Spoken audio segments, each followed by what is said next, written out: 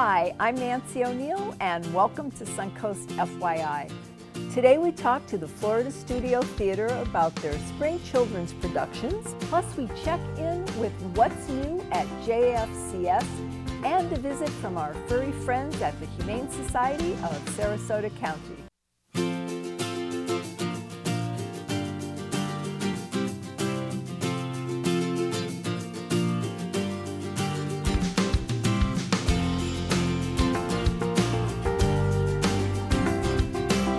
Florida Studio Theater celebrates children's creativity and imagination by performing top plays written by elementary students in our community and beyond.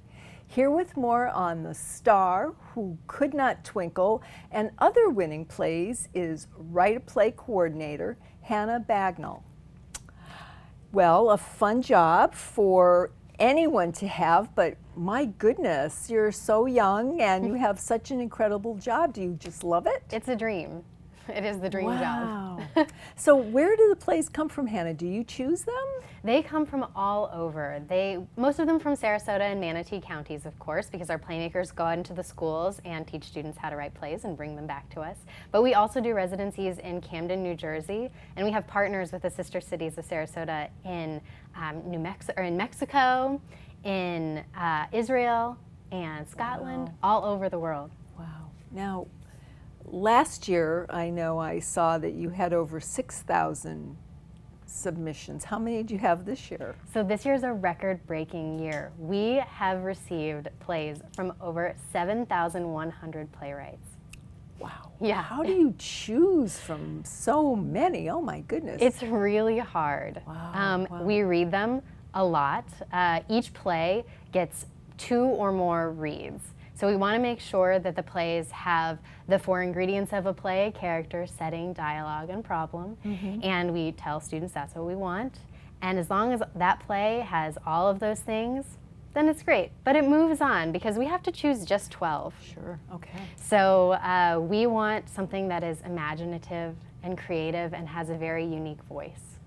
Now, the subject matter that you choose, diverse, do you have a specific theme in mind when you go into this? No? We just want to see what the children want to tell us. Okay. Will you be able to tell us what other plays are coming up besides? It's a secret. It's a secret. And it's still being worked on. We're still getting plays right now, so we're still reading them and waiting to see which ones will be the best. But these plays range. Students kind of have a universal idea of the things they want to talk about. Sometimes we'll get plays about wanting to fit in, acceptance, achieving a goal.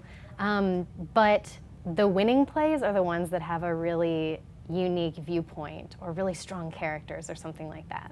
Now, what is the age range typically, or is there a set age range that you take?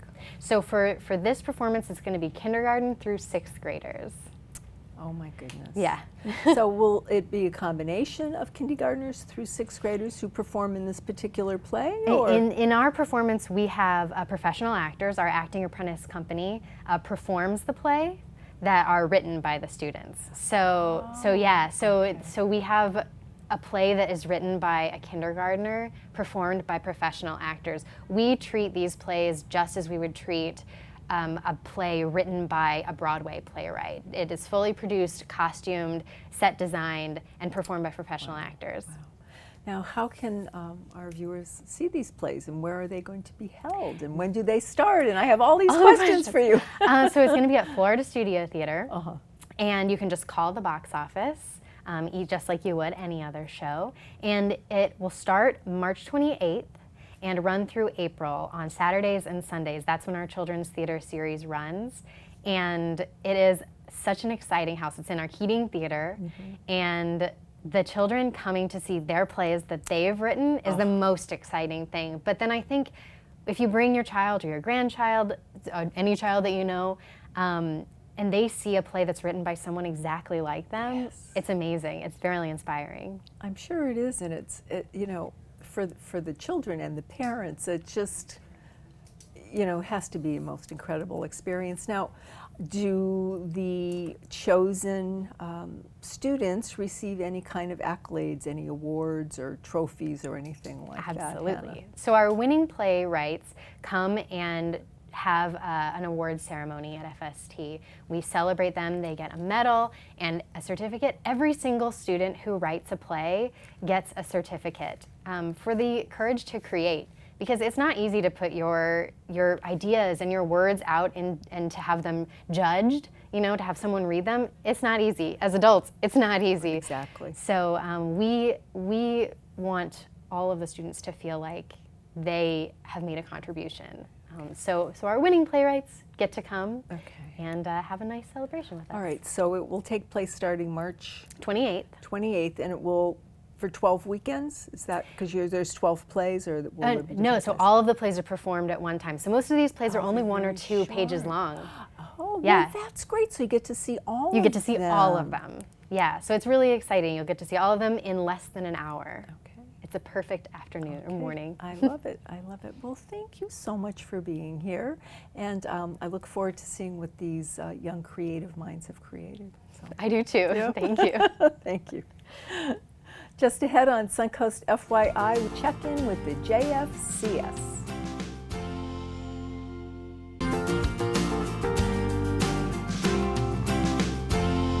The Jewish Family Children's Services of the Suncoast provide much needed hope and healing in our community through their incredible efforts for those in need.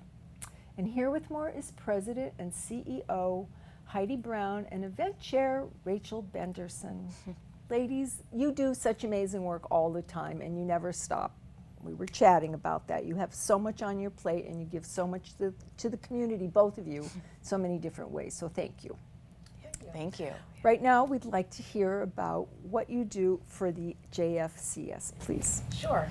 Thank you for having us. Of course. I am the President and CEO for Jewish Family and Children's Services of the Suncoast, and I'm Chief Cheerleader. I get to go out and tell people about all the wonderful things that we do. The first thing that I like to share is that Jewish Family and Children's Services is founded on the Jewish tradition of helping all people. We are non-denominational. That's lovely. We are here to support the entire community, all faiths, all denominations. We actually have a phrase in our Jewish tradition called Tikkun Olam, and that roughly translates to repair the world. And that's basically our mission, one person at a time, to help, to give hope, and healing one person has what our dear friend Marjorie Barancic would say as the ripple effect. It does. It does, because they share that with others, as you mentioned. Yes. And it just, that's what happens. Yeah. So we'll talk a little bit about that. Yeah. Now, what opportunities do you support? What types of things do you have? Well, Jewish Family and Children's Services provides for the community human services and mental health services. Human services, an easy way to understand it would be financial assistance and case management. So it's providing wraparound services so that people get all of the support and help that they need. It's like a big hug, if you will. And mental health services can be provided in so many ways. It could be through our school-based counselors. It could be our mobile response team that goes out 24/7. So if somebody calls That's you. right, for anybody ages 0 to 24. It could be through school-based psychological testing. It could be a program that we offer for adolescents, and it's called adolescent diversion, to keep them out of or becoming introduced to the criminal justice system. We have a camp. It's called Camp Mariposa.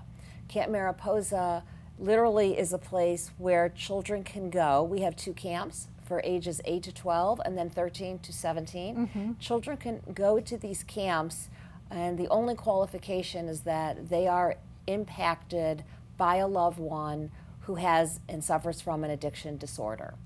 And these kids go through their life and their experience as feeling like they're the only people who have had this happen to them. Sure. And there's guilt and there's shame and there's poor self-esteem, and there's a very high propensity that they would continue in that cycle of addiction. So we provide a camp for these kids, which is rooted in mental health services and support, but it's also fun. Mm-hmm. And kids make friendships, and they swim and go canoeing and climb trees, mm-hmm. and have a terrific experience. Get to be kids. Because oftentimes these are the kids that make the adult decisions in the home. Sure. So that's just an example of how JFCS impacts children at risk, mm-hmm. families. We provide homeless prevention services mm-hmm. for individuals, families, and veterans. We provide specialized services for Holocaust survivors, and we have a whole range of services providing outreach to seniors and their caregivers. Lovely. Now, everything that you've just said, again, I think it all comes back to when you're helping one individual, even though they're in a group, they're helping one another, which gives them more self-confidence. It makes them realize they're not alone, and can give them the strength to go on and succeed and be a better, right, and that's resilience. Yes. And that's exactly the foundation that we want to support and elevate for everybody. Now, what impact have you seen on the community? I know that Rachel's going to talk about something that she's seen, but I was out in the community mm-hmm. At a local store and talking to somebody about JFCS and that I get involved, mm-hmm. and a young girl who worked at the store that I was at overheard me and mm-hmm. after came up to me quietly and asked, do you work for JFCS? And I said, no, I just am involved. And she said to me, I have to tell you, when I was in middle school, they essentially saved my life. And I just stood there. That's why I'm involved. That was it. So that was just, if an organization, if people can have that much of an impact, you want to be. I want to be in on it. How did you first get involved, though? Just through our family. Mm-hmm. They've been involved throughout the years, and mm-hmm. I just read up on the mission and everything that they believe, and it's just so simplistic. They just want to do good for others, and I jumped right in. Yeah. There you go. Yeah. Yeah. Wonderful. Well, I think you make a great team. Thank you. Thank you. We try. And we'll have you back because you have some special events coming back later this year. So I'd love to chat with you both again. Thank you. Thank you for being here. Thank you very much. Thanks for having us. Next on Suncoast FYI, we learn about new programs at the Humane Society of Sarasota County.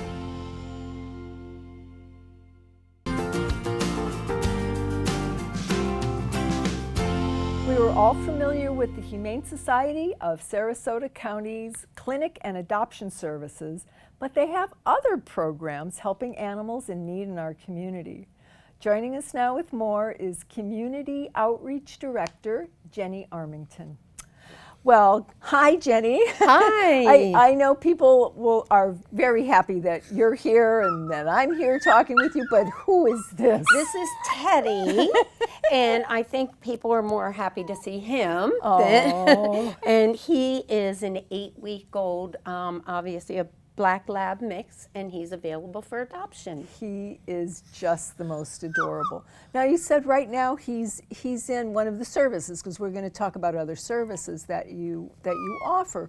One of them is fostering. Correct. Mm-hmm. And he is currently in a foster family. How does that work? Basically, what we do is we have hopefully volunteers that will take our underage. We really need them for underage kittens and puppies. Mm-hmm. They take them into their home until they're of age to be adopted. And what is that age? 8 weeks old. Okay. So he is now 8 weeks old, and he just came back from his foster home. He did. So but they have him now. Yes. So they have been caring for him for the past 6 weeks. Oh my goodness. Yes.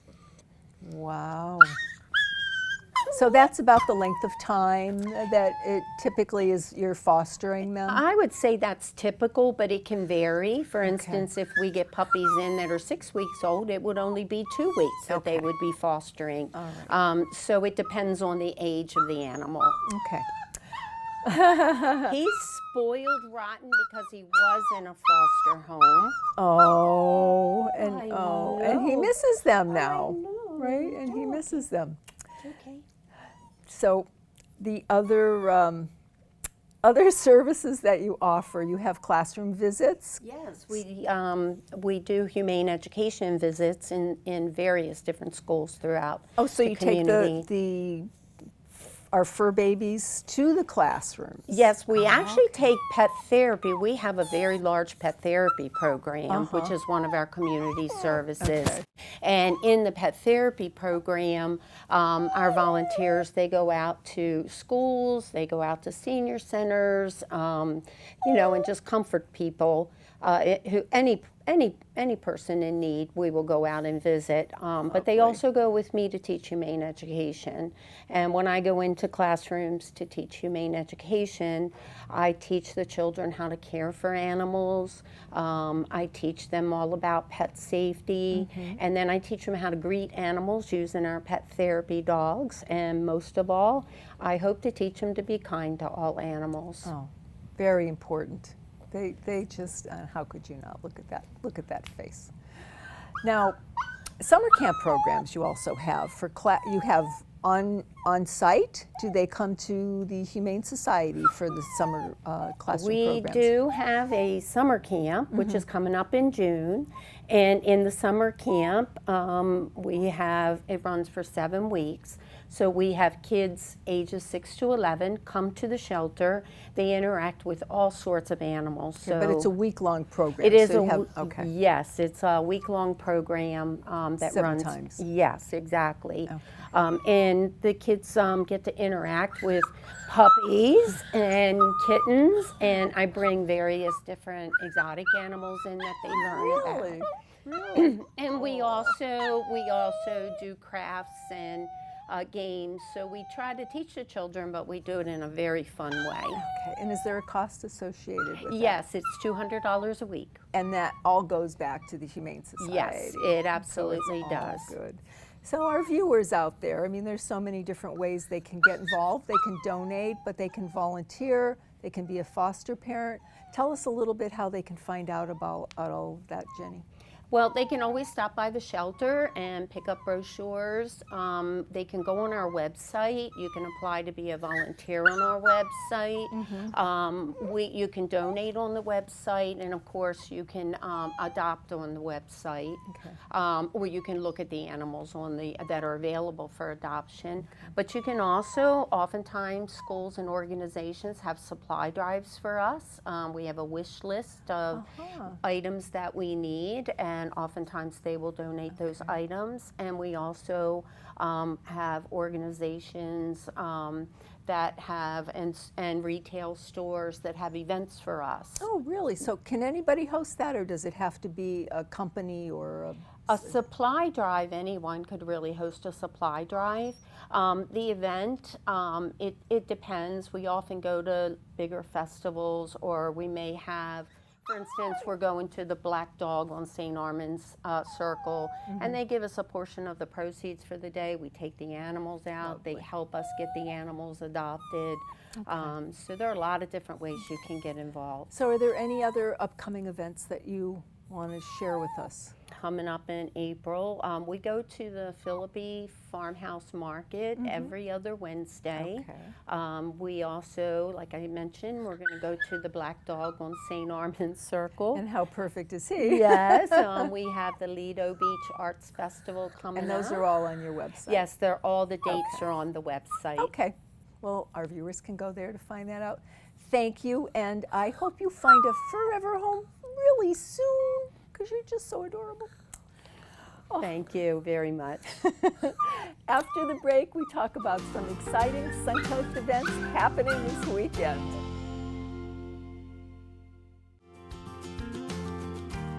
If If you would like to promote your community event on Suncoast FYI, this is a complimentary service. Please call our producer, Andrea Chu, at 941-361-4651. To view previous episodes, go to snntv.com. And we'll see you next Friday on Suncoast FYI.